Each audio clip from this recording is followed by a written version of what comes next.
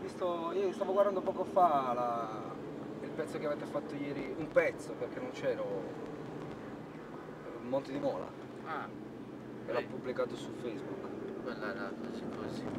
No vabbè, ma l'audio non è che si capisce. Beh, certo. Ci sono troppe voci di gente. Chi l'ha fatto? Chi è che l'ha messo? No, non so, mi pare che l'ha messo Radio Telegalluro o Antonello Valata, perché ce l'aveva anche Antonello, o Giuseppe Scano. Ah, Giuseppe, no. Quello che ha fatto Valentina è uscito meglio, invece. L'ho ascoltato prima, poi il pezzo è uscito bene. Forse aveva una macchina un po' migliore. Sì? Ma il figlio di Domenico lavora con voi?